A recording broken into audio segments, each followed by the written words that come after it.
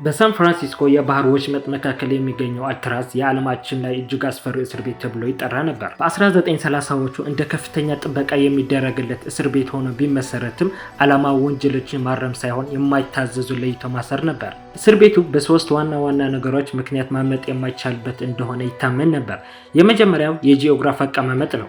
ደሴቱ በከፍተኛ ፍጥነት በሚጓዝና እጅግ ቀዝቃዛ በሆነ የባህር ውስጥ የተከበበ ነው። ሁለተኛው የጥበቃ ስርዓት ነው። በየቀኑ 12 ጊዜ የሚደረግ የእስረኞች ቆጠራና በቦታው የተሰማሩ የጦር መሳሪያዎች የታጠቁ ጠባቂዎች አሉ። ሶስተኛው የስነ ልቦና ጦርነት ነው። እስረኞቹ ከደሴት ሆነው የከተማ ድምፅ፣ የሰዎች ደስታ መስማታቸው ነፃነት እጅግ ቅርብ ናት፣ ግን ደግሞ የማይደረስ መሆኑ እያሳሰበ ተስፋ ያስቆርጣቸው ነበር። በዚህ አስፈሪ ቦታ ውስጥ ነው ታሪካችን የሚቀይሩ ሰዎች የተገናኙት። ፍራንክ ሞሪስ እጅግ ከፍተኛ አእምሮ ያለው ቀደም ሲል ከበርካታ እስረኞች ቤቶችን ማምለጥ የሚታወቅ ሲሆን ጆን እና ክላረንስ እና ኢንግሊን ደግሞ በባህር ላይ የመዋኘት ልዩ ተሰጥኦ ያላቸው ወንድማማቾች ነበሩ። በአልትራዝ ውስጥ መታሰር ከሌሎች እስር ቤቶች በጣም የተለየና ከባድ ነበር። እስረኞቹ ህግ ከጣስክ ወደ እስር ቤት ሄዳለህ፣ የእስር ቤት ህግ ከጣስክ ግን ወደ አልትራዝ ትመጣለህ ይሉ ነበር። በእስር ቤት ውስጥ የነበረው ህይወት ጥቂት ገጽታዎች እነዚህ ነበሩ። የመጀመሪያው ጠባብ ያለ ክፍል ነበር። እያንዳንዱ እስረኛ የሚኖረው ከ1.5 ሜትር እስከ 2.7 ሜትር ብቻ በሆነች ጠባብ ክፍል ውስጥ ይኖር ነበር። እዚያም ውስጥ አልጋ፣ ሽንት ቤትና ትንሽ ጠረጴዛ ብቻ ይገኛሉ። ሁለተኛው የዝምታ ህግ ነው። ለብዙ ዓመታት እስረኞችን እርስ በርስ ማውራት በጥብቅ የተከለከለ ነበር። ይህ ደግሞ ብዙዎችን ለስነ አእምሮ ህመም ይዳርግም ነበር። ፍራንክ ሞሪስ የዚህ ድንቅ እቅድ አእምሮ ወይም መሪ እንደሆነ ይታመናል። ሞሪስ እጅግ ብልህ ነበር። በወቅቱ ከነበረው ህዝብ 2% ውስጥ የሚመደብ ከፍተኛ የማሰብ ችሎታ ነበረው። ይህ ብልህነቱ ጥበቃዎችን ለማታለልና ረቂቅ እቅድ ለማውጣት ረድቶታል። ገና በልጅነቱ ወላጆቹን በማጣቱ በህፃናት ማሳደጊያ ውስጥ ነው ያደገው። ይህ ብቸኝነት በራሱ እንዲተማመንና ማንኛውም ችግር በራሱ መንገድ ለመፍታት እንዲሞክርም አድርጎታል። አልትራዝ ከመግባቱ በፊት ከበርካታ እስር ቤቶችን በማምለጥ ይታወቃል። ፖሊሶቹም ሊያዝ የማይችል የሚል ስምም ሰጥተውት ነበር። ሁለቱ ደግሞ ጆን እና ክላረንስ ኢንግሊን ደግሞ በእቅዱ ጉልበትና ዋና ተባባሪዎች ነበሩ። በጆርጂያ ግዛት በገበሬ ቤተሰብ ውስጥ ነው የተወለዱት። 13 ልጆች ካሉት ትልቅ ቤተሰብ ውስጥ የወጡ መሆናቸውን እርስ በርስ የመረዳዳት ባህሪ ነበራቸው። በልጅነታቸው በሚቺጋን ሐይቅ ቅዝቃዜ ውስጥ እየዋኙ ማደጋቸውን ሰውነታቸው ቅዝቃዜ የመቋቋምና ለረጅም ሰዓታት የመዋኘት ችሎታ ነበረው። ይህ ለሳን ፍራንሲስኮ ቅዝቃዜ ባህር ወሳኝ ነበር። ሁለት ወንድማማቾች ባንኮች በመዝረፍ ይታወቁ ቢሆንም መቼም ቢሆን መሳሪያ አልተጠቀሙም ወይም ሰው ላይ ጉዳት አላደረሱም። አልትራዝ የገቡት ግን እንደ ፍራንክ ሞሪስ ሁሉ ከሌሎች እስር ቤቶች ደጋግመው ለማምለጥ መሞከራቸው ነው።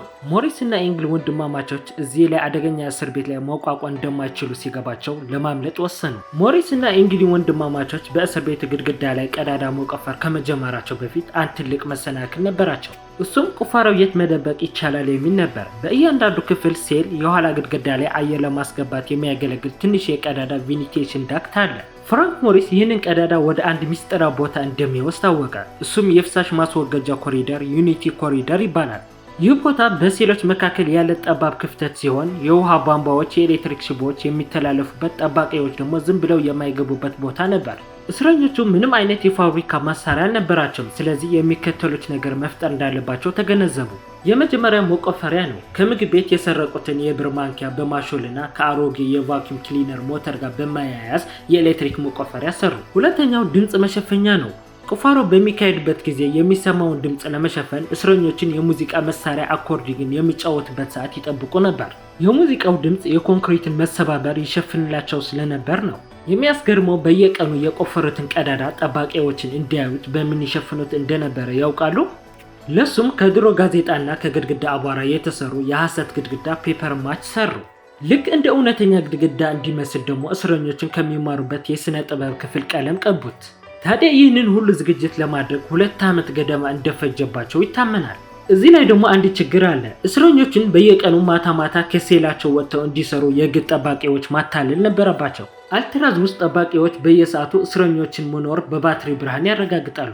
ይህንን ለማለፍ የሰሩት ዘዴ በታሪክ እጅግ ረቂቅ ማታለያ ተብሎ ይጠራል። የመጀመሪያ የሰሩትን የጭንቅላት ሚስጥር አሰራር ነው። እስረኞችን እነዚህ ጭንቅላቶች የሰሩት ከምን ተነስተው ነው? በመጀመሪያ የሽንት ቤት ወረቀቶችን ከውሃ ጋር በማብካት ወረቀት ማቼ ፔፐር ማች ሰሩ።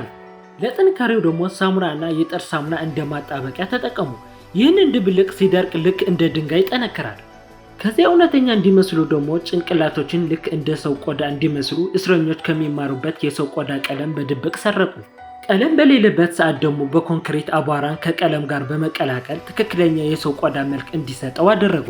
ይህንን ክፍል እጅግ ያስደንቃል። ጭንቅላቱን ይበልጥ እውነተኛ እንዲመስል የሰው ፀጉር ያስፈልጋቸው ነበር። ለዚህም ሲሉ በየሳምንቱ በእስር ቤቱ ፀጉር ውስጥ ወለሉ ላይ የሚወድቁ የተቆራረጡ ፀጉር በድብቅ እየሰበሰቡ በጭንቅላቱ ላይ ተከሏቸው።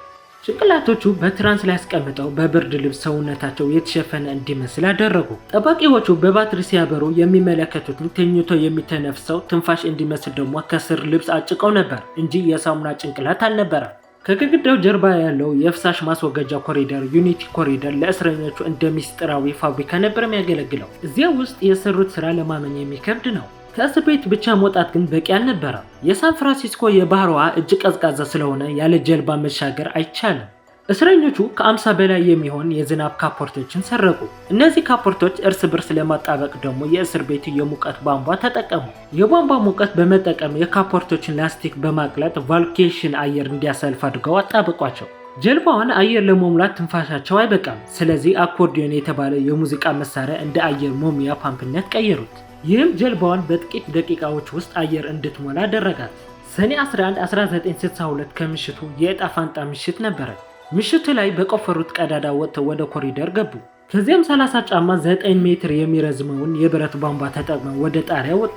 በጣሪያው ላይ ሲሳቡ የጠባቂዎችን የፍለጋ ብርሃን ሰርቺንግ ላይት እንዳያገኛቸው በሆዳቸው እየተሳቡ ተጓዙ።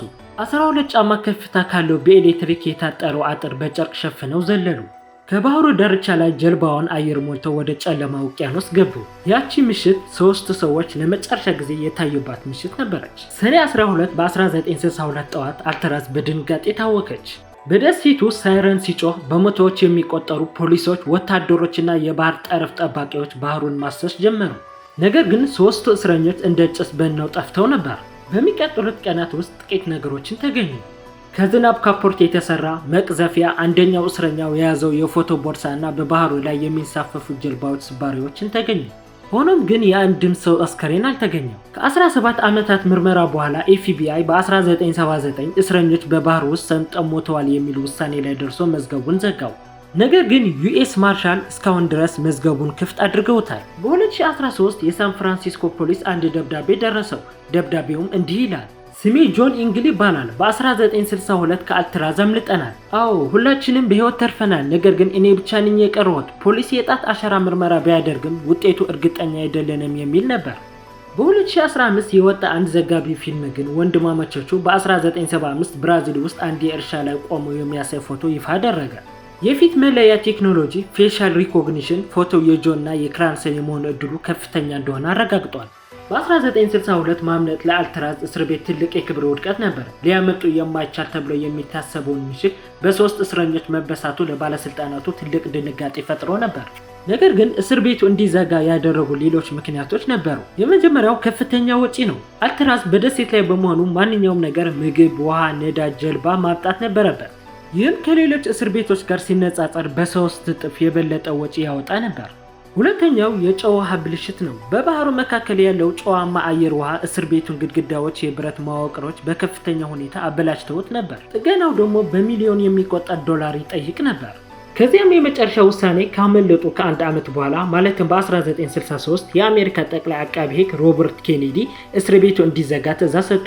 ዛሬ አልትራዝ በየዓመቱ ከ1.5 ሚሊዮን በላይ ጎብኚዎች የሚጎበኙት ታሪካዊ ቦታ ሆኗል። ነገር ግን እነዚያ 3 እስረኞች የቆፈሩትን ቀዳዳ አሁንም እንደ ምስክርነት እዚያው ይገኛል። እስካሁን መልስ ያልተገኘለችን የነዛ 3 እስረኞችና የአልትራዝ ታሪክን ይህን ይመስል ነበረ። እናንተስ ሀሳባችሁ ምን ይመስላችኋል? እስረኞችን አምልጠዋል ወይስ እዛ ባህር ላይ ሞተዋል? ሀሳባችሁን በኮሜንት ላይ አካፍሉ።